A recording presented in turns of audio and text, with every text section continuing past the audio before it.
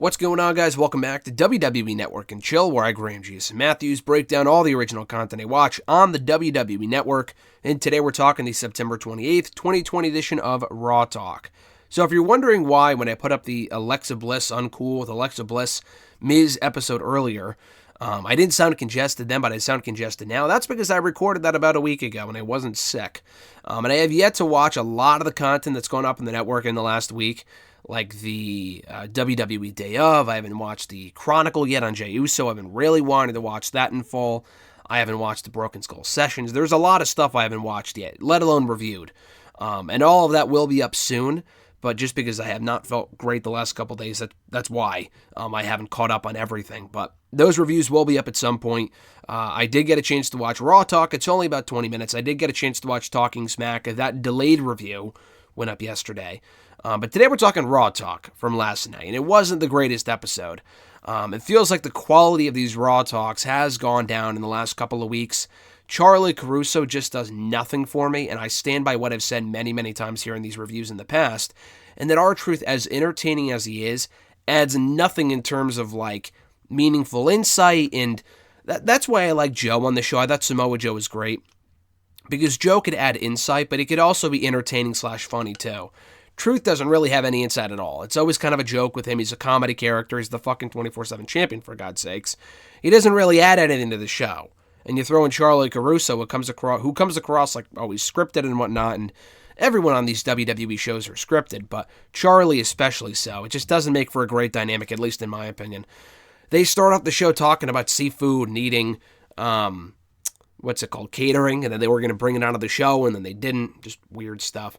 The show doesn't get off on the greatest note, just because Truth has some audio issues. They have some technical difficulties. Charlie's audio isn't great. It's kind of like booming through the microphone, and it's like really, really loud at certain points. And then you have, which I totally understand, that happens here with this podcast all the time and when I record stuff. But Truth's microphone wasn't working. His headset wasn't working. So he just grabbed the microphone, like a standard microphone, and they went from there. He discusses winning the 24/7 championship for a 42nd time on Raw this week. Who the hell could possibly care? He said that he was happy to share that latest win with Little Jimmy. So they've been bringing up Little Jimmy a lot more lately, and Little Jimmy's been an on and off character, part of the R-Truth act, for the last 9 years, which to the point where I would think that he's not little anymore. If he was like 10 years old, even 8 years old 9 years ago, he would be like 15, 16, 17 now. But I guess he's always like 6, 7, 8, 9 years old.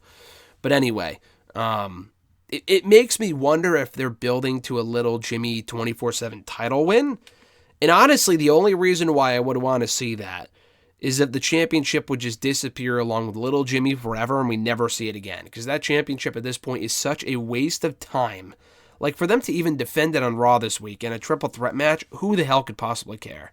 Like, honestly, who cares? But getting back to Raw Talk, they talk about Randy Orton attacking the Legends at the end of Raw last night when Orton turned out the lights and he, beat everyone up with chairs, whatever. Charlie called it scary. It was such a scary thing to see. So they also talk about Robert Roode. I almost said Bobby Roode. Robert Roode being back. And she said Truth was like, oh, where's he been? And she merely said that he took time off. Now, again, I understand why you wouldn't want to say, oh, this person had COVID or whatever. That's why they're not on the show. I mean, I don't really get it, but I could see why WWE wouldn't want to draw attention to it, even though, like, AEW, for example, is very transparent when they say, oh, this person had COVID, therefore they're not on the show for the next week or two. I appreciate that. I appreciate the honesty. WWE doesn't do that. But Roode never had COVID. He was in Canada in quarantine, and he couldn't travel until recently. I see no reason. It's not like these people watching the show have no idea what's going on right now. The very least they could have said was he was in quarantine, he couldn't come back, and tonight he was able to come back. I see no issue with that. Even Robert Roode in the WWE video on their own channel, on their own fucking YouTube channel, he was like, oh, I was waiting for that call to come back. And he finally got it, like today or something like that, to come back for this match or whatever. He kind of alluded to the fact, without actually saying it, that he couldn't travel due to the current travel ban and the quarantine and whatever. But they didn't say that, which I thought was stupid. So they talk about the Aaliyah Murphy Rollins thing going on right now, which is weird. I'm not personally a fan of the angle, but whatever. They do have Murphy on, who says that he and Rollins have a very unique relationship, and that he can't not learn from Seth Rollins, with Rollins having won so many championships, excelling in everything that he's done in WWE for the past decade. There's no way that he won't learn from Seth Rollins. But what happened with him and Aaliyah was not meant to be shown to the world on TV. He said the whole text messages going up on Raw this week. He said that he's going to have words with Rollins over what he did. But it's not a crime to see that to see if she was okay, just to check in on her. And she is 19 years old, but the fact that he's like 31, 32, and she's 19, yeah, it's illegal, but it's still weird. I guess it's more a matter of personal preference. That to me is just strange, but again, whatever. So from there, he said that he and Rollins, regardless of what happens, and he doesn't really address the Aaliyah stuff anymore, they're merely going to succeed in their mission to strive for the greater good or whatever it was. So that's all that Murphy had to say. They then welcome on Dana Brooke and Mandy Rose, apparently Raw's newest women's tag team. And Truth kind of jokes that Dana and Mandy look exactly alike, I guess because they're blonde, and Mandy shut that down right away. She shut that shit down like immediately. She was like, let's not go there just because we're blonde, we look alike, let's not stereotype here. But she does say that she's excited to be on Raw, despite originally being confused as to why she was being traded. She found out it was because of The Miz. What was really interesting to me watching her talk here, she's very excited to be on Raw, but she mentioned absolutely nothing about Otis. She mentioned that she was moved to Raw because of the whole Miz storyline, but she makes no mention about trying to get back to SmackDown, keeping in contact with Otis. They're really trying to forget that part of this whole storyline, but which is weird because I feel like the same people who write Raw write SmackDown, apparently. And they've had Otis and Miz talking about Mandy on SmackDown the last couple of weeks. But they don't really address that at all with Mandy here on Raw Talk. They didn't address that at all. So I thought that was really bizarre. She did say that Dana was there for her during the whole Sonya Deville feud. I remember Dana confronting Sonya backstage and Sonya slapping her, so that actually is, from a storyline standpoint, logical. It does make sense for them to team. But they've always been close, I guess, the last couple of months, years, whatever. Mandy and Dana then tease going after the 24/7 championship. Dana feels that Raw is her home because that's where she started out. They had the brand split a couple of months after she started in 2016. And she was always on Raw up until like last year when she got drafted to SmackDown. So then she became a SmackDown girl for about a year. And now she's back on Raw. Why they're trading people mere weeks before a draft, I have absolutely no idea. But Mandy says kind of the same thing, that she started on Raw with Absolution. And she said that Raw is kind of her home too. But it's weird because she was on SmackDown a lot longer. She was only on Raw for about 4 or 5 months before she went to SmackDown, and she's been on SmackDown for 2.5 years. So I thought that was weird. But she is excited to work with other women, she said, now that she's on Raw. Charlie does bring up the upcoming draft, which, again, I'm not really sure why you would mention that when these women should have been a part of the draft in the first place and not just traded over for no reason, for no in exchange to go to SmackDown. So I thought that was a little, again, strange. I thought that was odd. But Dana said that she was nervous about coming back to Raw, but they're excited to be back. Look forward to hopefully challenging for the women's tag team titles at some point. So the last guest they have on is Mustafa Ali. And the funny thing is that when he returned to Raw a couple of months ago, he was on Raw Talk that same night, and he won his match that night, again against the Hurt Business in a 6-man tag team match, also pinning MVP. So while I was happy to see him back on Raw this week, I don't have high hopes just because it's not like he was hurt or was in quarantine. He's been on Main Event for the last 2 months. He's been on Main Event for a while now. And when he came back the first time, he also got a big win in tag team action over MVP, and it went absolutely nowhere. He went on to lose to Lashley, and we never saw him again. I assume that's exactly what's going to happen again here. So he was on Raw Talk. He jokes about, I won the last time, and I was on Raw Talk that same night. I hope to be on more consistently, but that's out of my control. So we kind of joked about that here.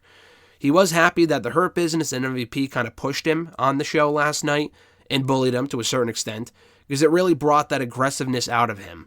And what kind of bothered me about the whole thing was that I know they don't really pay attention to it, but Mustafa was kind of teasing a heel turn in Main Event these last couple of weeks. His matches with Ricochet and Humberto Carrillo, and we saw absolutely none of that intensity and aggressiveness on Raw this week. No signs of tension with him and Ricochet, and again, I know it's fucking Main Event, no one watches it, but it's just the little things. It's like all of that was for nothing.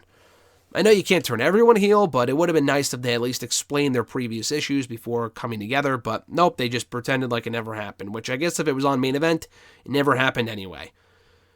So really why he came to Raw to help out these two was because he wants to help Apollo Crews and Ricochet, who says that they're all soul. He wants to help them put an end to the Hurt Business's bullying. And this is when it kind of went off the rails. R-Truth joked about how he asked Mustafa, that little Jimmy wanted Truth to ask Mustafa, how's Simba? Joking that Mustafa sounds like Mufasa, and that's from The Lion King. He does say that he was like, oh yeah, I was supposed to have a part in Aladdin. And I know he, tried out for the role, or he was campaigning for the role on Twitter for a while, like years ago, like 2016, 2017, before the movie was made last year. Before it came out last year. And he said that he was almost cast for the role. I don't know how legit that is, because he went on to say, oh, it's because I was too handsome or whatever. So I feel like he was joking and that he just really wanted to be a part of it, but he was never actually considered for it. I don't know. But he definitely would have played the perfect Aladdin. I mean, he would have played the perfect Aladdin. And it's a shame. I didn't watch the movie. I heard it was decent, and probably at some point I will watch it, but he didn't actually make the movie, which sucked. But he said that he was made for the part, and I completely agree. And they just kind of talk about Aladdin stuff and genies and how he relates to Aladdin, how similar they are, blah, blah, blah. So that was pretty much the extent of Raw talk. Not a great episode at all. The Mustafa stuff was cool, but that was really it. They kind of joked before they can get serious with it. The Mandy and Dana stuff was kind of standard, and the Murphy stuff I just don't really care about, although it was a fine segment involving him, but just the whole Murphy Elias shit, I just couldn't care less about, honestly. But that was Raw Talk for September 28th, 2020. Check it out right now on the WWE Network. Check out all my other Raw Talk reviews right here in the channel and the playlist down below.